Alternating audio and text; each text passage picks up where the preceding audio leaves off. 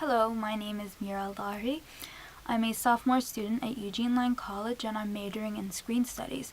And of course, there are a lot of female icons that I admire and love in the film industry, but today I think I'm going to talk about someone I've admired for a very, very long time. I've loved her and enjoyed her work since I was a young child, and I grew up watching her stuff. So I thought it would be cool to just talk about her because she influenced me in such a huge way. And she is an actress called Saoirse Ronan. Before I start talking about Saoirse Ronan, I just wanted to talk a little bit about myself. I'm from Abu Dhabi in the UAE, and I'm 21 years old. I graduated high school in 2014.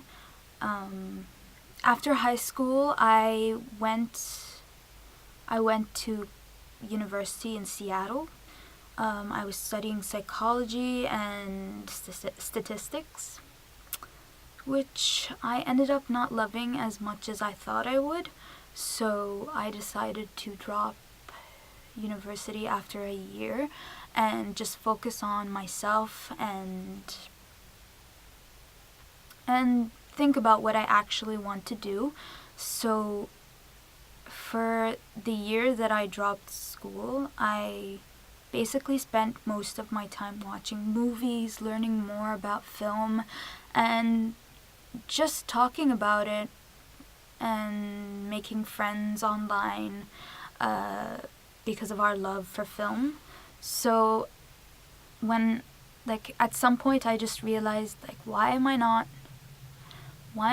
just studying film and doing that and pursuing it as an actual career instead of just talking about it and thinking of it as a hobby. So then I decided to apply to the new school and get into the screen studies major, and yeah, now I'm here. I've always been interested in film ever since I was a child, but I never considered it as a career option until recently.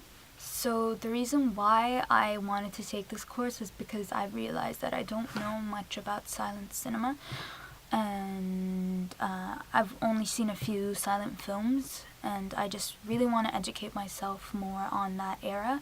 And of course, I don't know about any of the female filmmakers who were active in the silent era, so I want to learn more about that too. The reason why I wanted to talk about Saoirse Ronan is because she's someone who I've looked up to ever since I was a kid. The first movie I ever watched that she was in was Atonement, which came out in 2007. I watched that in cinemas, and when I saw her act, I just thought, wow, I've never seen a child actor perform in this way, because her role was not something that child actors usually take on. It was very complex, and even though she was only in it for about 30 to 40 minutes, she really left a mark on the audience, and she even got nominated for an Oscar at the age of 13 because of that role, which is huge because at that time, I think she was the youngest, one of the youngest actresses to ever be nominated for Best Leading Actress at the Oscars. So that was a huge deal, and just watching her perform in that movie, I was completely struck by how natural and how easy it seemed for her to be that character, to be Bryony Tallis. You saw him then? Yes, I saw him. Just as you see me? I know it was him. You know it was him? Or you saw him? Yes, I did. I saw him. With your own eyes? Yes, I saw him. I saw him with my own eyes. Well done, darling. After she broke out in Atonement, she made a bunch of other movies that were incredibly important to me.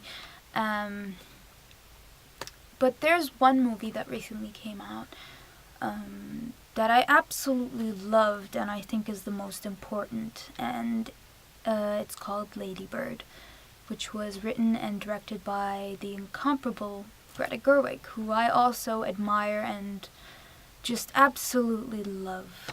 So Lady Bird is basically about a teenage girl who comes of age and about her complex relationship with her parents, especially her mother, and her struggle to cope with being poor.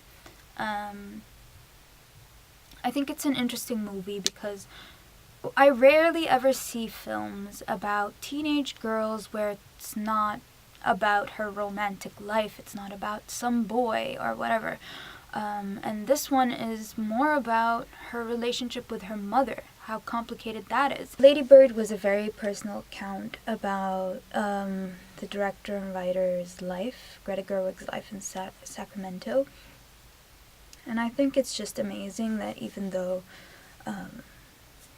it's very personal, obviously, and very specific, that the movie ended up being so relatable to so many people from around the world. And I don't think, like, even before it came out, I was anticipating the film, but I didn't think it would get so well known to the point where it became one of the highest grossing independent films of the year. Like I said before, it garnered a lot of attention, and it ended up being one of the highest grossing indie films of last year, 2017. And I think it ended up being the highest rated movie of the year. Like on Rotten Tomatoes, it said like it was 99% or something. And I just find that so special because I didn't expect it to be that way. I didn't expect the movie to get that much attention, and now it's nominated for I think 5 Oscars, including Saoirse, who now has 3 Oscar nominations, which is absolutely crazy. At the age of 23, she already has 3 Oscar nominations, and I think she's the second youngest actress to have 3 nominations. Not bad. Most importantly, though, I think the best thing about Lady Bird getting the attention it's getting is because it's written and directed by a woman. And we don't normally see films directed and written by women get this much attention. And I think Greta Gerwig ended up being the 5th woman to ever get a nomination for Best Director at the Oscars, which is kind of crazy and really awful that only 5 women have ever been nominated for Best Director. And I think that Lady Bird is opening more doors for female filmmakers. Over the course of her career, Saoirse has starred in movies, like many different movies about different women, and I just enjoy the fact that she takes on roles that aren't the same. Like, she doesn't pigeonhole herself into a genre or a certain role. She's always doing something different, and I think that that's amazing for someone at the age of 23. Like, usually young kids or like kids in their teens are typecast and always cast in like high school roles or whatever, but Saoirse has played so many different roles, and it's crazy because Lady Bird was her first ever like role where she's playing someone in high school. Like, she's 23 and she's never even played someone in high school. So I think it's nice to see someone like Saoirse in the film industry, because when I was a kid, it was so refreshing to watch her, films. And I hope that one day I get to work with her in the industry. That's like one of my biggest dreams, like to work with Saoirse Ronan, because she impacted my life. And to be honest, like, I think she's a big part of why I love movies. Alright, so that's it from me. I'll just leave you with a little clip from Lady Bird that I wanted to show you. And yeah. I hate California. I want to go to the East Coast. I want to go where culture is, like How New in the York, world did I raise such a or at least snob? Connecticut or New Hampshire, where writers live in the Get woods. into those schools anyway. Mom, You should just go to City College. You know, with your work ethic, just go to City College and then to jail, and then back to City College, and then maybe you'd learn to pull yourself up and not expect everybody to do everything. Lady Bird, is that your given name? Yeah. Why is it in quotes? I gave it to myself. It's given to me by me. Lady Bird always says that she lives on the wrong side of the tracks, but I always thought that was like a metaphor. But there are actual train tracks. What she did was very baller. It was very anarchist. Put the magazine back! She has a big heart, your mom. She's warm, but she's also kind of scary. You can't be scary and warm. I think you can. Your mom is. So, you're not interested in any Catholic colleges? No way. I want schools like Yale, but not Yale because I probably couldn't get in. You definitely couldn't get in. Does Mom hate me? If you're tired, we can sit down. I'm not tired. You were dragging your feet. You are so infuriating. Please stop yelling. I'm not yelling. Oh, it's perfect. You love it? You both have such strong personalities. When is a normal time to have sex? You're having sex? I'm ready. Just wanted it to be special. Why? You're gonna have so much unspecial sex in your life. We're afraid that we will never escape our past. Whatever we give you, it's never enough. It's never enough. It is enough. We're afraid of what the future will bring.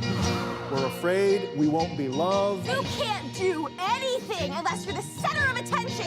We won't be liked. Yeah, well, you know your mom's tits, they're totally fake. She made one bad decision at 19. Two bad decisions. And we won't succeed. I want you to be the very best version of yourself that you can be.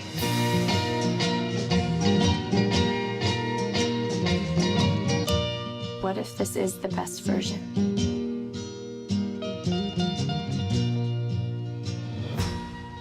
What I'd really like is to be on Math Olympiad. But math isn't something you're terribly strong in. That we know of yet.